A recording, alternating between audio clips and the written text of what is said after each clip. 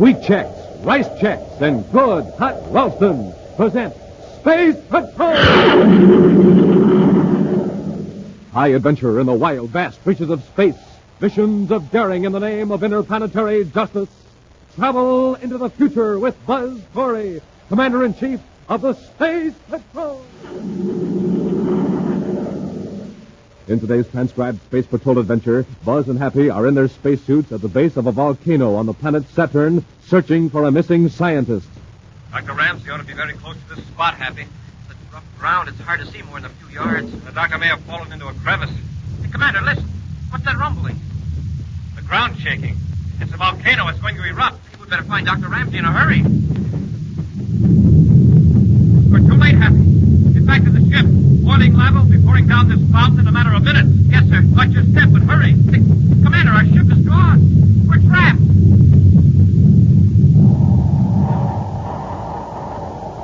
We'll return in just a moment with today's exciting Space Patrol adventure, The Sleeping Demon of Saturn.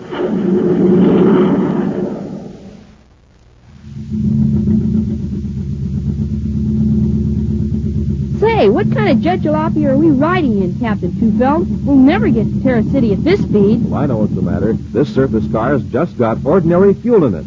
Let's drive into this filling station here and fill her up with super fuel.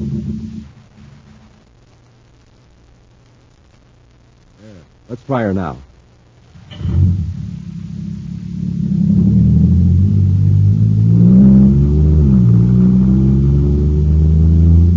Wow, this jet cycle is supercharged now. Sure thing. It's got super fuel. And Space Patrollers, there's a lesson in this for you.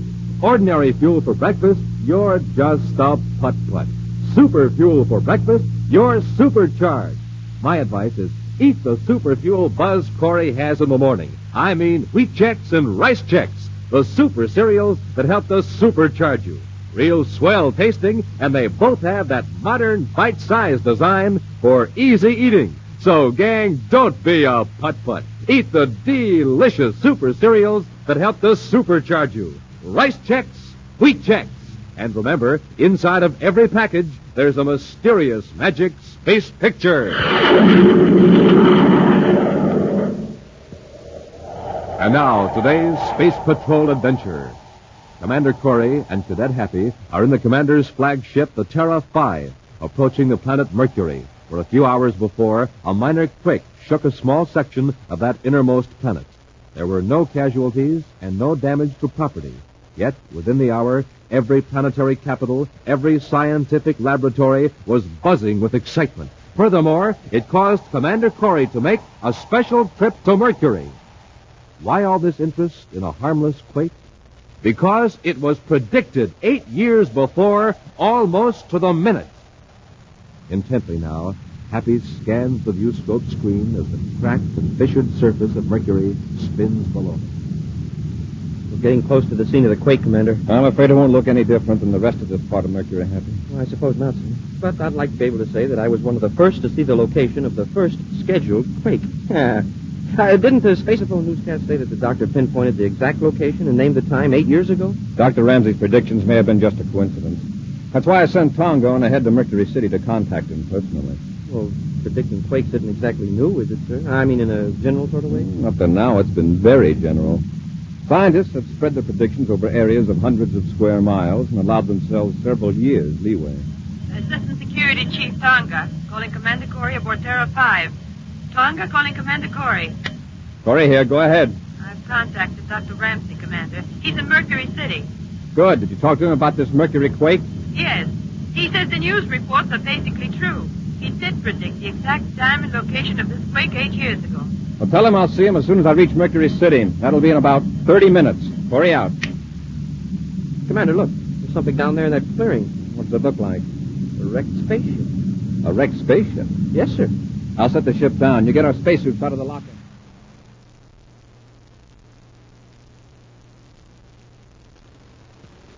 All right, Hap, into the ship. Yes, sir.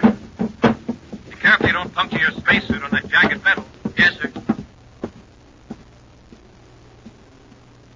Commander, there's a man in here, collapsed over the instrument panel. Now, let's take a look at him. At least he's in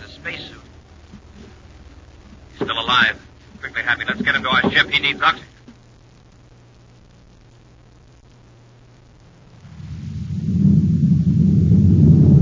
I've just checked with Mercury City Space Control, sir. They're clearing Space Lock 3 for us. Good, Hap.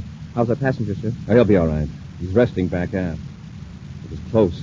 If we'd been a few minutes later, he'd have been finished. What made him crash? Defective rocket equalizers. Lucky he wasn't killed. He told me he bought the ship at a bargain. Some bargain? Yeah. From nose to stern, that ship was fitted with obsolete equipment. Cheap metals covered with Endurium plating. He tells me he bought it from a man named Fran Gresham. Fran Gresham? His name sounds familiar. He was working a petty swindle game on Mars a few months ago. Our agents broke it up, but they couldn't get anything on Gresham. And there's nothing petty about selling defective spaceships. That's potential murder. And this time, we're really going after it.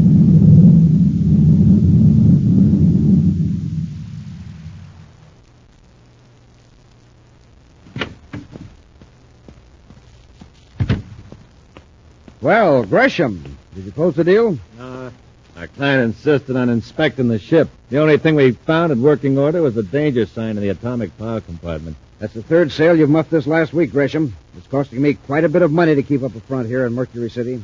What we need to do is create a demand for small spaceships. Something that'll make people want a ship and not be too particular about the condition it's in. Or the price. That's a large order, Shrike. You know. If we could start a fake uranium rush, say to one of the moons of Jupiter or Saturn, or some kind of panic. Panic. That's it. Get people frightened and then offer them a means of escape. How are we going to get them frightened? And of what? Did you hear about this scientist who predicted a quake here on Mercury? I heard something about it. I didn't pay much attention. His name is Ramsey. 8 years ago, he predicted a quake in a certain part of Mercury and called it almost to the minute. The quake hit yesterday. So what? Suppose we pay him some money and get him to predict what city is going to be hit with a quake within the next few weeks. We can sell those ships in a few hours. Suppose there isn't going to be a quake near a city. There won't have to be one. The very fact that this guy Ramsey is making a test near a city will make people worried. Then we'll start a few rumors. Mike, I think you've got something. I'll call on this Doc Ramsey. And I think I know just the city that's ideal.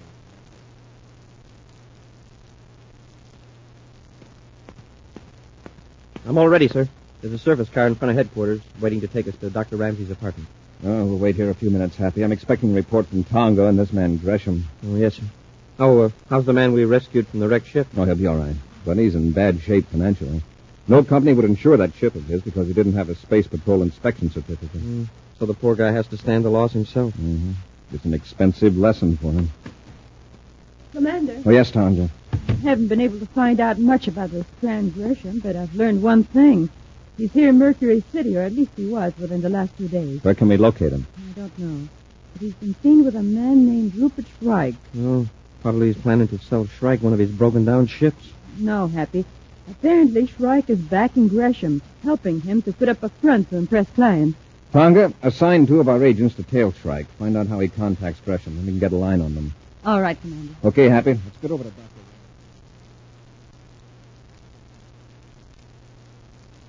Mr. Stark, I find your offer very attractive. Well, then you'll accept, Doctor? Well, I'd like a little time to think it over. You see, I hardly expected to be called on to predict quakes for a private person. Tell me, Mr. Shrike, what region are you interested in? Kepler City on Saturn. I have some property there. You don't need to worry, Mr. Shrike. Kepler City is safe probably for centuries to come. Well, then you've already tested it? Yes, years ago. But you can rely on the assurances of other quake experts. But Kepler City is fairly near a volcano, Doctor. I know, the sleeping demon. That volcano is all but inactive. Sends up a little smoke occasionally. Even if it did erupt, which is unlikely, the city is in no danger. But suppose a quake shifted the strata under the cone. Wouldn't that cause a violent eruption? It would take a fairly violent quake to do that, and that's most improbable. Make a test anyway. I'll raise my offer to 2,000 credits. No, Mr. Shrike, thank you. Any further test would be a waste of time. Look here, Ramsey. I came here with a legitimate offer. Don't pull this high-toned devotion to science business on me. I'm not interested, Mr. Shrike. Now, will you excuse me? You listen to me, Ramsey. I can make you mighty anxious to make that test if you don't listen to reason. Is that a threat? Take it as a threat if you want to. I've made up my mind. You're going to make that test. If I have to use force. Get rid of him. I'm not leaving here till I get what I want. Very well.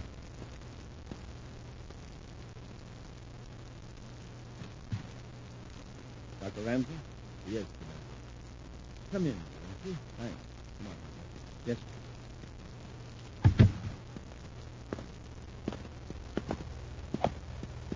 Commander, this gentleman is Mr. Strike. How do you do, Mr. Strike? Nice to meet you, Commander.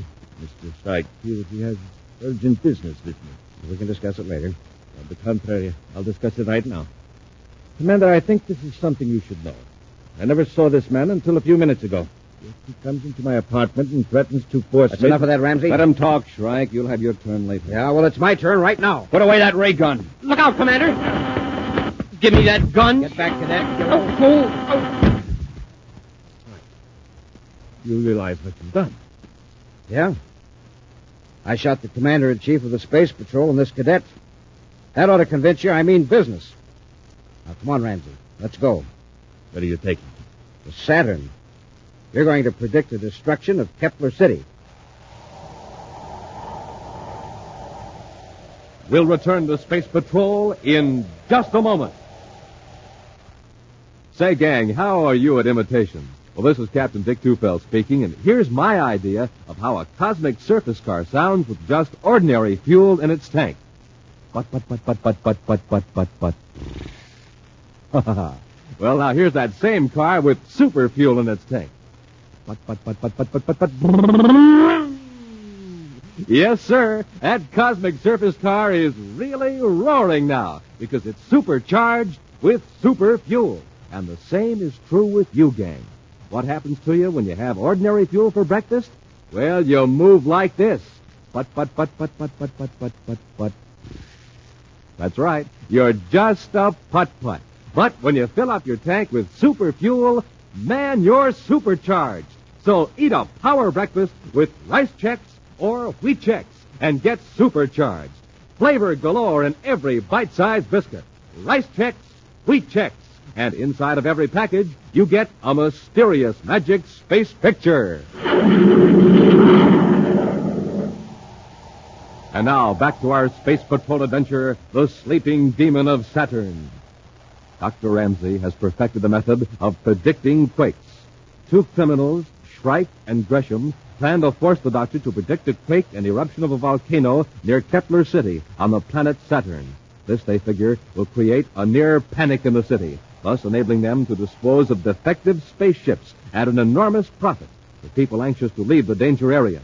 When Dr. Ramsey attempted to tell the commander of Shrike's threat, Shrike whipped out a ray gun, rendered Buzz and Happy unconscious, then forced the quake expert to accompany him to Saturn. Now, an hour later, the two space patrolmen are regaining consciousness in the doctor's apartment in Mercury City. I almost had him, Commander, but he turned the gun on me. He must have been out for about an hour. Shrike could be off Mercury by now. Where's Dr. Ramsey? Shrike probably took him along. What kind of business would he have with Dr. Ramsey? Whatever it was crooked. The minute Dr. Ramsey started to tell us, Shrike pulled a gun. Let's get to Mercury City headquarters and send out an alarm.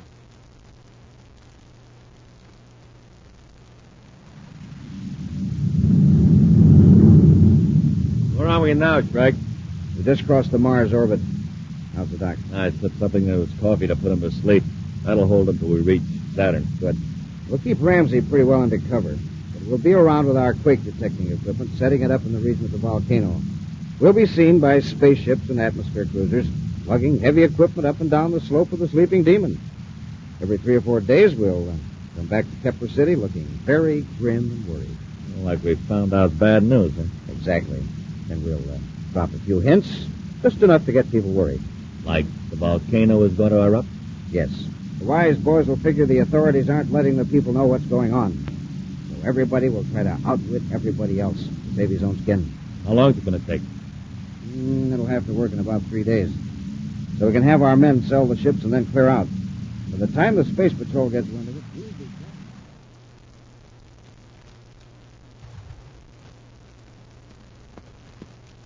Happy, are all those agents' reports in? All except Jupiter and Neptune, sir. All negative. No word on Shrike, Gresham, or Dr. Ramsey. It's been 3 days now. Shrike may dispose of the doctor just to keep him from talking. Oh, sir, there's a message for you here to call Jupiter City headquarters. Is it from Tonga? Well, I don't know, sir. It just said Station 22. Shrike is supposed to operate out of Jupiter City. Maybe Tonga's found out something. Commander Corey at Mercury City headquarters calling Jupiter City Space Patrol headquarters, Station 23. Commander Corey calling Station 23, Jupiter City headquarters. Jupiter City headquarters, Station 23. Tonga here. Have you located Shrike? No, Commander. We can almost be certain that neither he nor Gresham came to Jupiter City after they blasted up the Mercury. And you probably haven't anything on Dr. Ramsey either. No, except a rather ridiculous rumor. What kind of rumor, Tonga? I heard it from an engineer who just got in from Kepler City on Saturn. He repeated it only because he thought it was a joke. Some people in Kepler City think Dr. Ramsey is making quake tests around the sleeping demon. The inactive volcano near the city? Yes. Well, it doesn't make much sense. If Dr. Ramsey were there, he'd let the authorities know he was all right. The engineer says he's talked to two intelligent men in Kepler City who are convinced that the sleeping demon is going to erupt. Well, that's impossible. It's a dangerous rumor if it catches hold. I'm glad you told me about this, Tonga. I want you to contact Professor Hammond at the Jupiter University. Professor Hammond? Yes.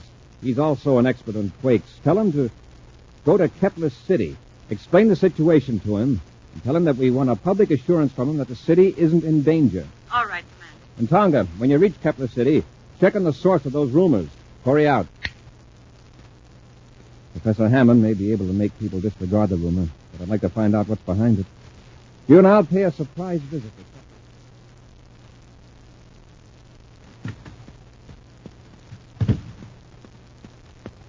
Strike, we better get out of here quick. What's the matter, Gresham? Just found out that Corey's assistant security chief is here in Kepler City. What about it? That doesn't mean she's looking for us. No, but she showed up with another expert on quakes, a Professor Hammond from Jupiter University. Just released a statement that the public has nothing to fear. The volcano won't erupt. No quakes are possible in this region. Good. That's wonderful. What's so wonderful about it? She's going to buy our spaceships after they hear what Hammond says. Who's going to listen to Hammond when the sleeping demon starts spouting molten lava?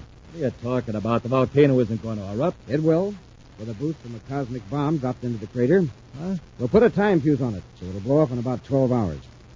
Of course, it won't be enough of an eruption to harm the city, but it'll panic the population. Then we'll do plenty of business. It'll make Hammond look silly. Not only that, but nobody will believe anything the local authorities say after that. It'll be every man for himself. What about Ramsey? They'll put him in a spacesuit and leave him near the top of the crater. The volcano will erupt before he gets down. Dr. Ramsey will never be seen again. Well, let's work fast. I want to get out of this place.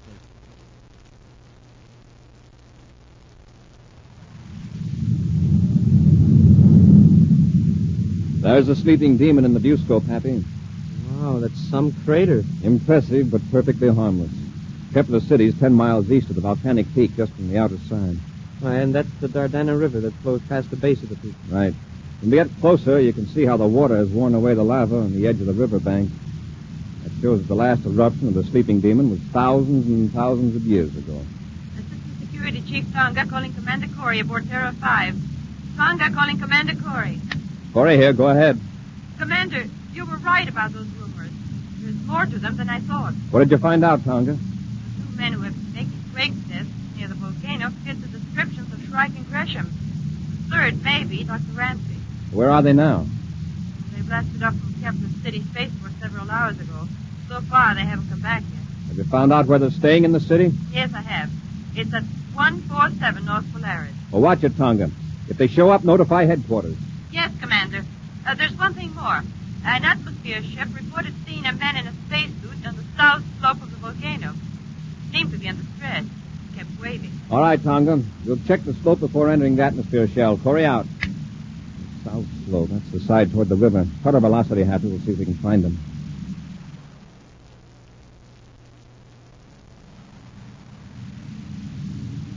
I don't see anyone, sir. The lava's so jagged and covered with mounds and gullies. If our man is in the shadow, we'll never see him. And if it's Shrike or Gresham, he doesn't want us to. Wait. Something moved down there, near the bottom of the slope. I see it, sir. It's a man in a spacesuit, and he's waving. Get our spacesuits out of the locker, Happy. We'll land on that level space near the river and go after him.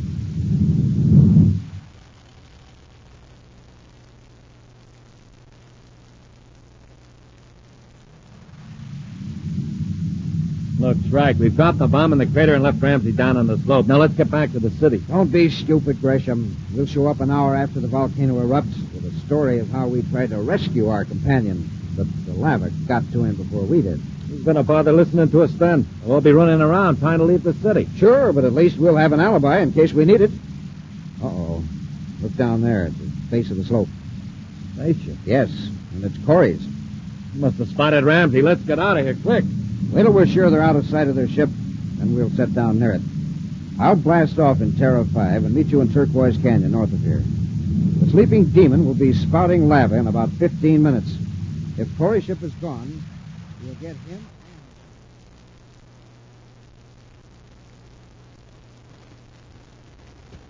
I've lost sight of him, sir.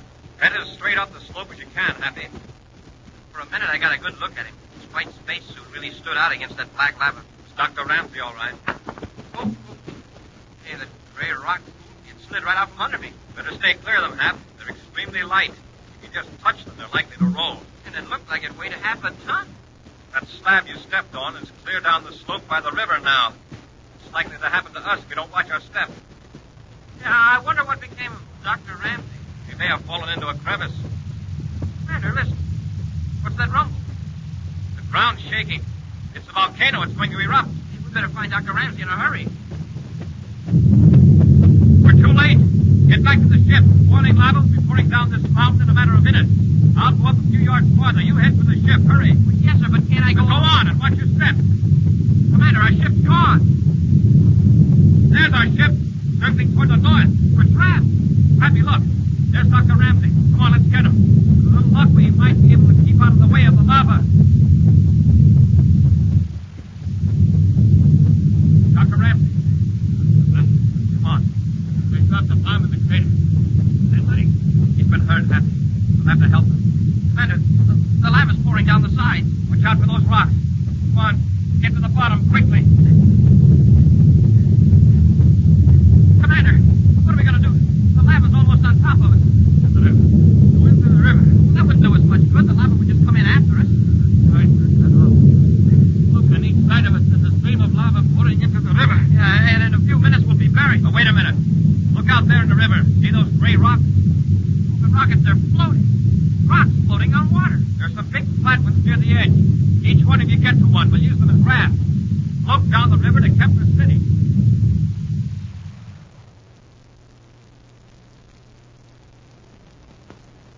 Back, I don't like the idea of coming back to Kepler City. We've got to destroy all evidence that we were here, then we can blast off. Besides, the whole town's excited over that volcano. They won't notice us. Let's get inside, finish up what we have to do. I want to get away from here. Don't be in such a rush. We'd better stick around and keep track of our salesmen. We don't want to be double-crossed on those spaceship sales. Here we are. Well. Gresham, we have company. Huh? Grab her, Gresham. Stay where you are, both of you. I've got it, Greg. Let's go. Hold her, Gresham. Yeah, that changes my plans. We'll have to finish her right here. Then we'll blast off. Hurry up, then. There may be other Space Patrol agents around. You're so right. Corey, get your ray gun, Gresham. Not this time you don't. I'll get you right, sir.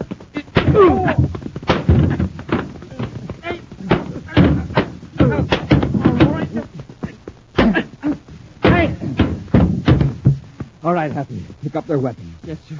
Are you all right, Tonga? Yes, Commander. And I've got the names of the rest of the gang. On your feet, Strike. How'd you get away from that volcano? It was simple. We just floated down the river on a rock. Let's go. You floated down... You don't expect me to believe that. This Saturn is a very strange planet, Strike. If it's got an extinct volcano that erupts, well, it surely can have rocks that float. You heard the commander. Come on, let's go.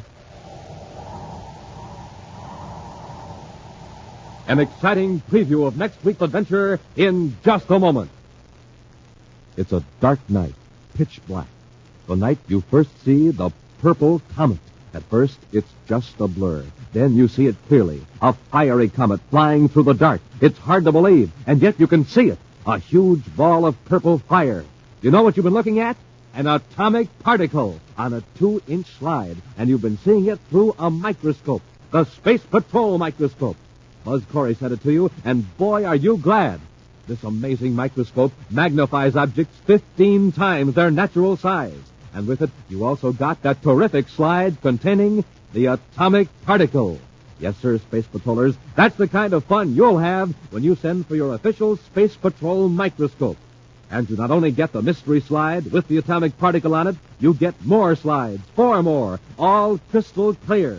Slides you place tiny objects on. And when you do that and place them under your microscope, wow, you see objects 15 times their natural size. You see details that leave you blinking in surprise. Insects look like men from Mars. A human hair reminds you of a giant python snake. Why, you actually see the living creatures in the drop of water. What a microscope! What power! What magic! And just think, it's pocket size. You can take it with you everywhere, just 5 inches high. Yet it magnifies objects 15 times. And built, man, oh man, solid plastic body, solid plastic lens tube, solid glass lens optically ground, scientific guide chart, and foolproof markings for accuracy built right on a microscope examination platform. And the lens tube can be used all by itself to examine objects like the bark on trees, rust on tin cans, the webs of spiders. But don't wait. Send for this thrilling Space Patrol microscope kit today. Just buy a box of rice checks or wheat checks.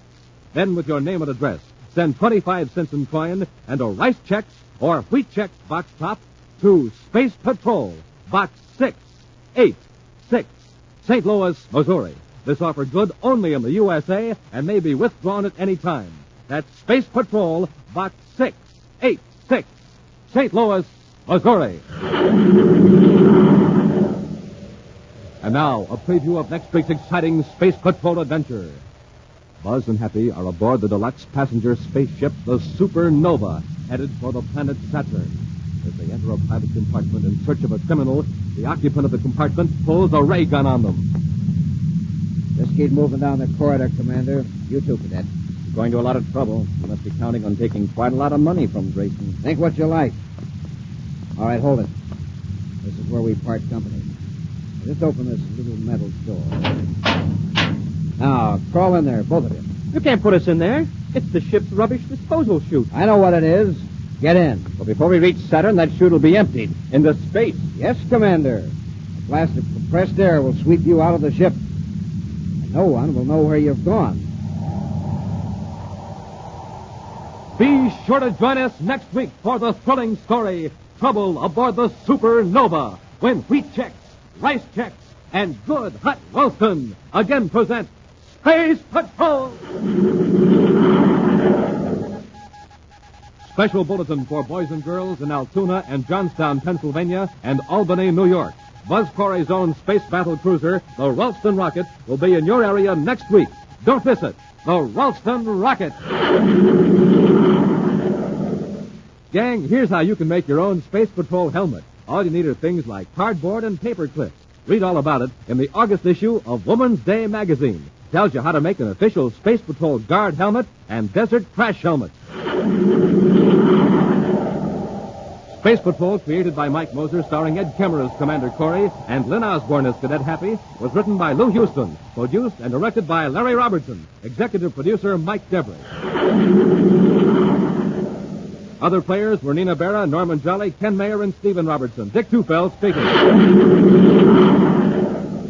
Now, don't forget to tune in next Saturday and every Saturday when wheat checks, rice checks, and good hot Ralston again present Space Patrol! Be sure to see another exciting Space Patrol program on your local ABC television station. Consult your local paper for time and channel. This program is broadcast to our armed forces overseas through the worldwide facilities of the Armed Forces Radio Service. Space Patrol came to you transcribed from Hollywood. This is ABC Radio Network.